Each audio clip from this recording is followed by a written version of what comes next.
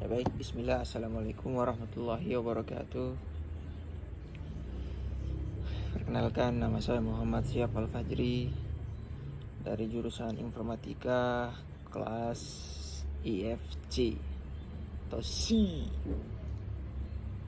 Ya, maksud dan tujuan saya membuat video ini adalah untuk memenuhi syarat lolos dalam ujian tengah semester atau UTS dengan mata kuliah statistik dan probabilitas.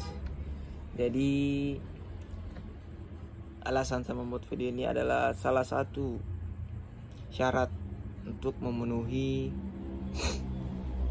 tugas UTS. Jadi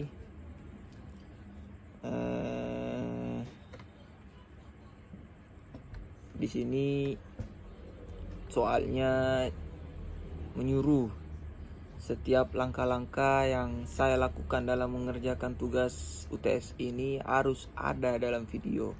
Jadi yang pertama itu mulai alasan saya memilih topik ini. Jadi topik saya itu adalah kepuasan mahasiswa terhadap fasilitas kampus. Jadi alasan saya memilih topik tersebut adalah karena relevan dengan kehidupan mahasiswa.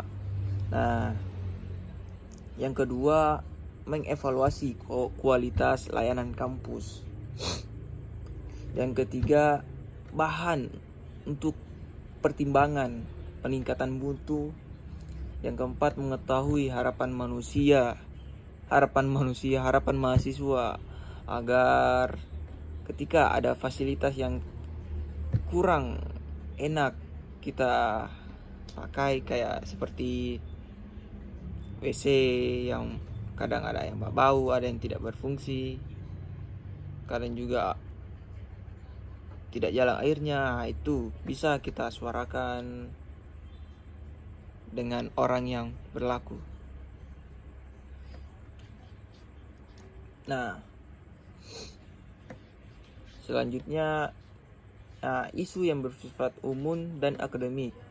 Nah, topik kepuasan pengguna merupakan isu penting dalam berbagai bidang layanan, termasuk layanan pendidikan tinggi, sehingga sesuai untuk dijadikan kajian akademik.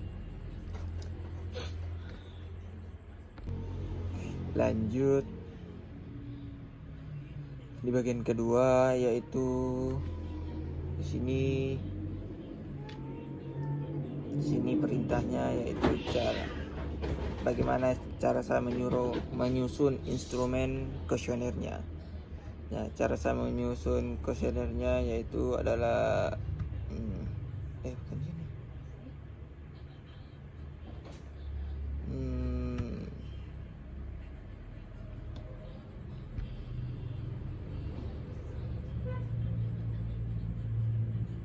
saya buat pertama-tama kita masuk di Google Drive.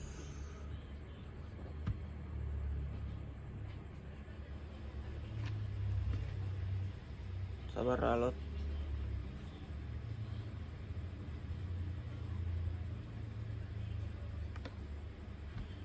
Jaringan di kolom alot guys ya. Ini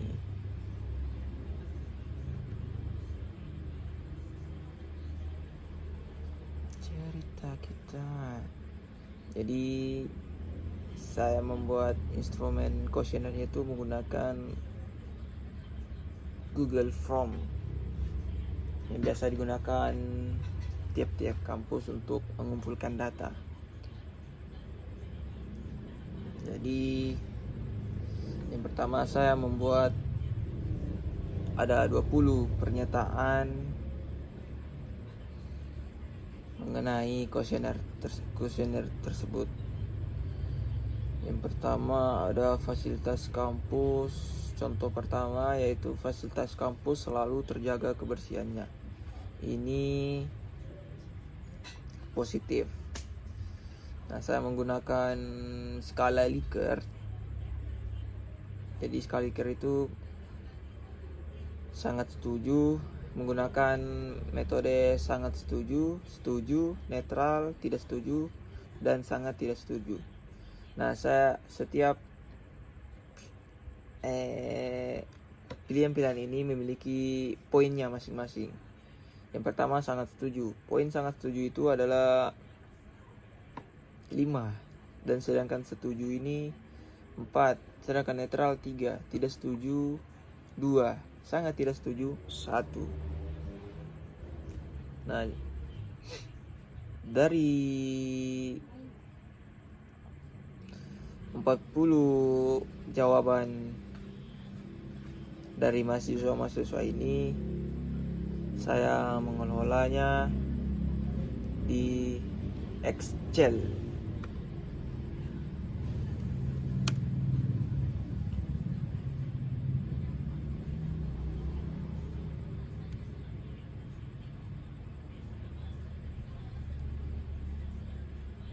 Nah, inilah hasil-hasil dari responden mahasiswa yang mengisi kuesioner saya. Dan mungkin itu saja di bagian cara cara menyusun kuesionernya. Mungkin lanjut ke langkah selanjutnya. Ya, langkah selanjutnya yaitu mengenai indikator apa saja yang saya gunakan mengenai fasilitas kepuasan mahasiswa terhadap fasilitas kampus. Nah, yang pertama itu kebersihan lingkungan kampus itu untuk pernyataan nomor 1. Kebersihan lingkungan kampus. Yang kedua, kualitas ruang kelas, kelengkapan fasilitas akademik, kualitas jaringan internet, dan di situ ibu suruh beserta dengan referensi dari mana saya ambil mengenai indikator ini. Ya, indikator pertama itu mengenai kebersihan lingkungan kampus. Itu saya mengambil sumber referensi ilmiah dari Astuti Y 2019 mengenai manajemen fasilitas pendidikan, jurnal pendidikan. Dan mungkin hanya satu yang bisa saya jelaskan untuk mengefisienkan, untuk tidak memperpanjang video saya, karena HP saya juga sudah mau full memori. Tapi tenang, semua indikator beserta referensinya itu ada di laporan ibu. Terima kasih. Nah, lanjut ke bagian cara menentukan populasi dan sampelnya. Jadi populasi dalam penelitian ini adalah seluruh mahasiswa aktif di kampus UIN Dato Kramat Palu pada semester genap tahun akademik 25-26. Jadi teknik pengambilan sampel yang saya gunakan adalah purposive sampling dengan kriteria responden adalah mahasiswa yang secara aktif menggunakan fasilitas kampus. Nah, jumlah yang berhasil saya kumpulkan adalah sebanyak 40 responden. Seperti persyaratan yang ada di file UTS tersebut. Ya, alasan saya menggunakan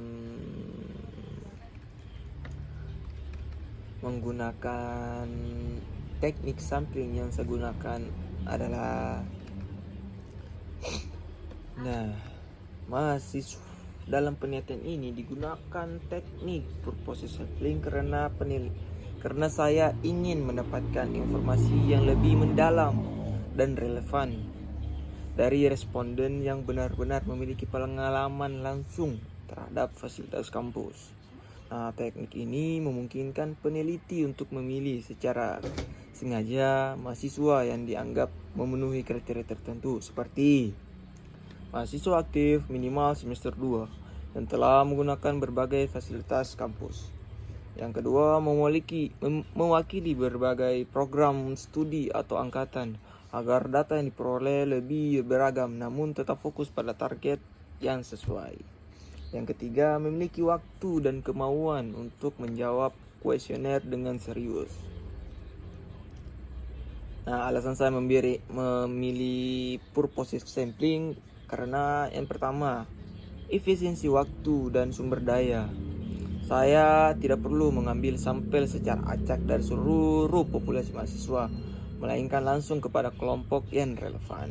Yang kedua, fokus pada kualitas data. Responden dapat dipilih karena diyakini dapat memberikan jawaban yang sesuai dengan tujuan penelitian. Yang ketiga, cocok untuk studi evaluatif. Nah, karena penelitian ini bersifat evaluasi terhadap layanan kampus, maka lebih penting mendapatkan opini atau pendapat dari mahasiswa yang benar-benar menggunakan fasilitas yang ada di kampus. Dilanjut ke bagian cara atau bagaimana cara saya mengumpulkan data-data yang akan digunakan. Yang pertama, teknik pengumpulan data itu data dikumpulkan melalui penyebaran kuesioner tertutup kepada mahasiswa aktif yang telah menggunakan fasilitas kampus. Nah, kuesioner ini disusun berdasarkan 5 indikator utama kepuasan terhadap kepuasan mahasiswa terhadap fasilitas kampus, yaitu mengenai kebersihan, kenyamanan, ketersediaan fasilitas, aksesibilitas, dan keamanan. Nah, kuesioner ini berisi 20 butir pernyataan dengan skala Likert 5 poin, mulai dari sangat tidak setuju, netral, setuju, dan sangat setuju. Nah, pernyataan terdiri dari kalimat positif dan negatif untuk mengukur persepsi mahasiswa secara objektif terhadap kondisi fasilitas kampus. Nah, langkah-langkah pengumpulan data itu yang pertama, saya membuat kuesioner. Nah, kuesionernya ini disusun dalam bentuk Google Form atau kertas cetak. Nah, setiap indikator memiliki 8 butir pernyataan yang mempresentasikan aspek-aspek penting dalam kepuasan fasilitas kampus. Yang kedua, pemilihan responden. Nah, responden dipilih menggunakan teknik purposive sampling, yaitu mahasiswa yang sudah aktif minimal semester 2 dan memiliki pengalaman langsung menggunakan fasilitas kampus. Yang ketiga, penyebaran kuesioner. Yang keempat, pengolahan data. Nah, mungkin pengolahan data ini saya akan jelaskan setelah langkah ini selesai. Mungkin setelah ini saya akan jelaskan. Oke. Langkah selanjutnya yaitu cara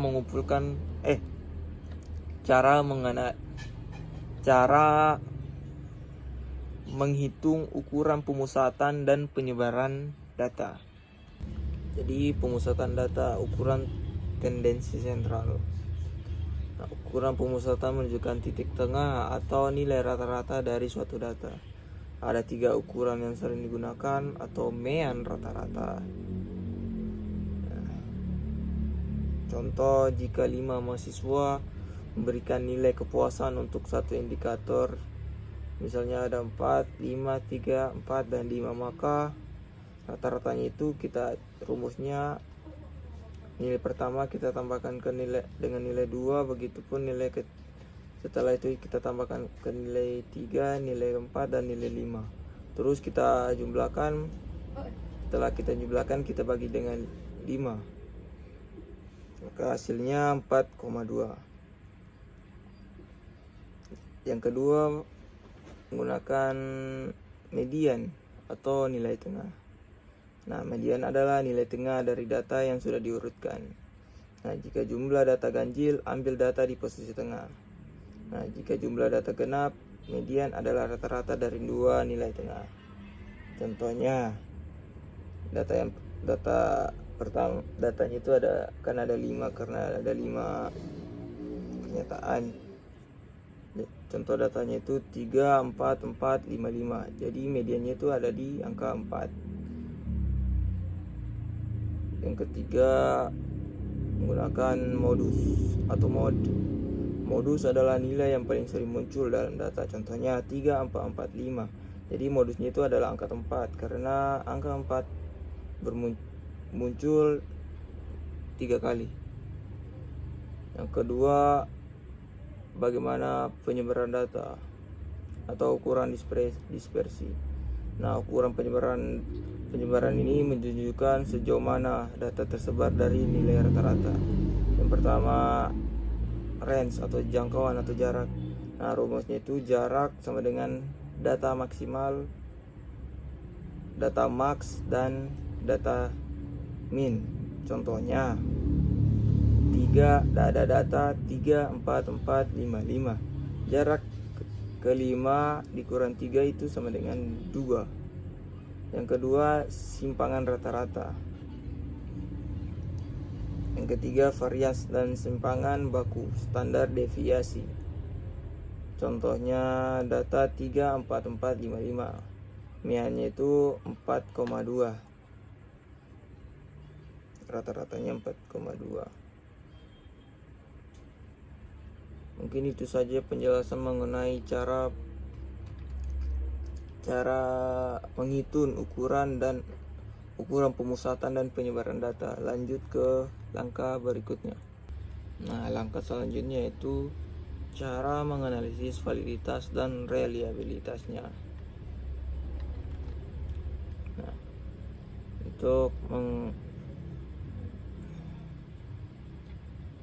yang pertama kita analisis validitasnya. Pertama saya ingin menjelaskan pengertian mengenai validitas. Nah, validitas menunjukkan sejauh mana instrumen kuesioner mengukur apa yang seharusnya diukur. Artinya setiap pernyataan dalam kuesioner harus benar-benar mencerminkan indikator yang teliti. Yang kedua, jenis validitas yang digunakan. Dalam penelitian ini saya menggunakan validitas butir atau item validity, yaitu menguji korelasi antara skor setiap butir pertanyaan dengan total skor indikatornya. Nah, yang ketiga, menghitung validitas atau uji korelasi Pearson.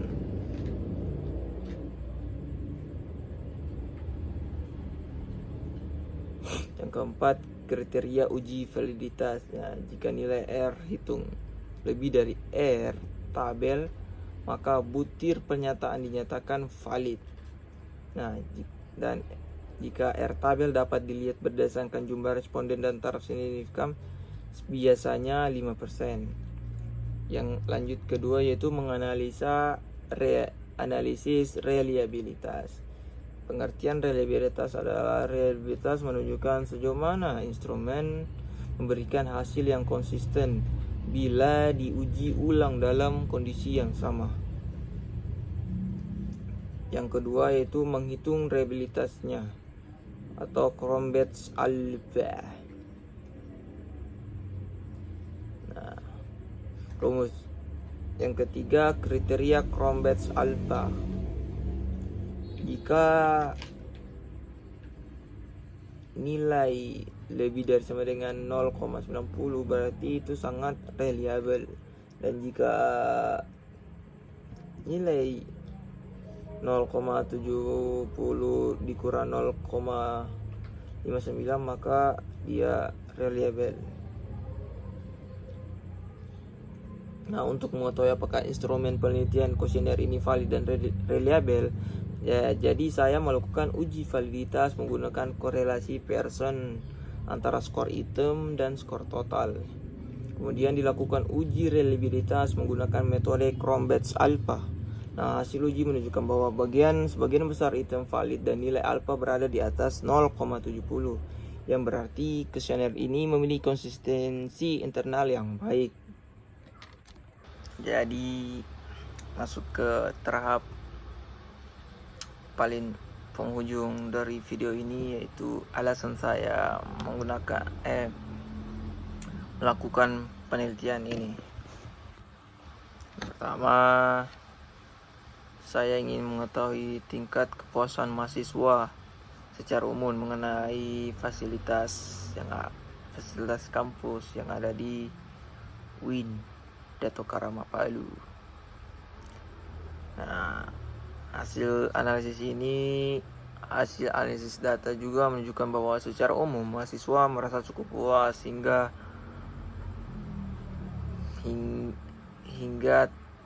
sangat puas terhadap fasilitas kampus yang tersedia. Hal ini terlihat dari nilai rata-rata skor pada setiap indikator yang berada di kategori setuju dalam skala Likert. Yang kedua, alasan saya melakukan penelitian ini adalah fasilitas yang paling mempengaruhi kepuasan. Nah, dari kelima indikator yang saya ukur mengenai kebersihan, kenyamanan, ketersediaan, aksesibilitas, dan keamanan, indikator kenyamanan dan kebersihan memperoleh skor tertinggi. Ini menunjukkan bahwa kenyamanan ruang kelas, kebersihan lingkungan, serta kondisi fisik bangunan merupakan faktor utama yang memengaruhi persepsi positif dari mahasiswa. Yang ketiga, fasilitas yang masih perlu ditingkatkan.